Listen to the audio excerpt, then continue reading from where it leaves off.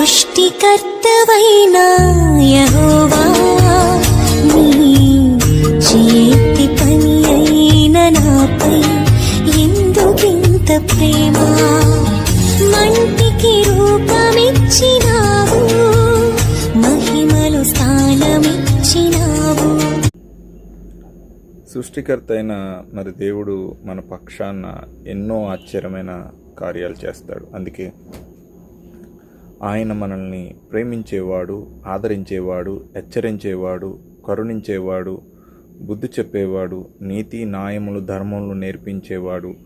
ఆయన ప్రథమ గురువై ఉన్నాడు, ప్రథమ దేవుడై ఉన్నాడు. ప్రథమగా మనకి తండ్రిని మించిన ప్రేమను పంచే తండ్రి స్థానము, తల్లి స్థానమును, సహోదరుడి స్థానమును, అలాగే సహోదరి స్థానాన్ని కూడా ఆయన భర్తీ చేసే గొప్ప స్థితిలో ఉన్నాడు. ఓదార్చే దేవుడు.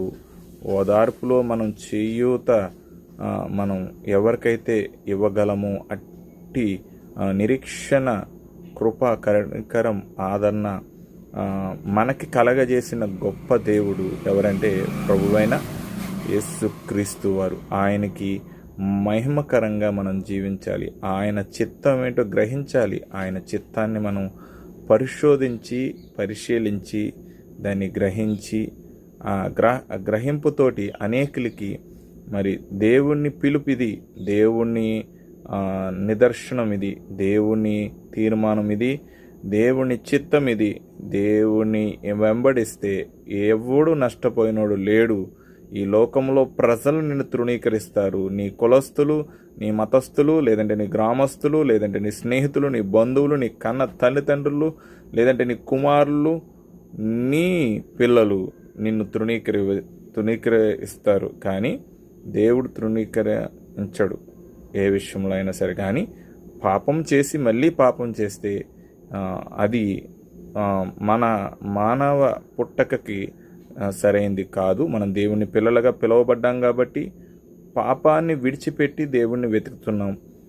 బూతుల్ని, లేదంటే అనేకమైన చెడ్డ ఆలోచనల్ని, చెడ్డ మాటల్ని, చెడ్డ సహవాసాన్ని, చెడ్డ స్థలాల్ని మనం దూరపరుచుకుని ఉన్నాం. మళ్ళీ తిరిగి అక్కడికి వెళ్తే మరి సృష్టికర్త అయిన యెహోవా మనకి ఏ రకంగా మేలు చేయగలుగుతాడు? మేలు చేయడు కదా, మనమే చెయ్యం. ఒక్కసారి ఎవరికైనా సాయం చేసి మళ్ళీ మన వాళ్ళకి సాయం చెయ్యలేని అనే పరిస్థితి వాళ్ళు తెచ్చుకుంటే మళ్ళీ సాయం చేస్తామా? ఆల్రెడీ పని మనం చెయ్యం. కాబట్టి దేవుడు అందరికీ మంచి ఆలోచన, సమయపూర్తిని దయచేయునుగాక. Praise lord. God bless you.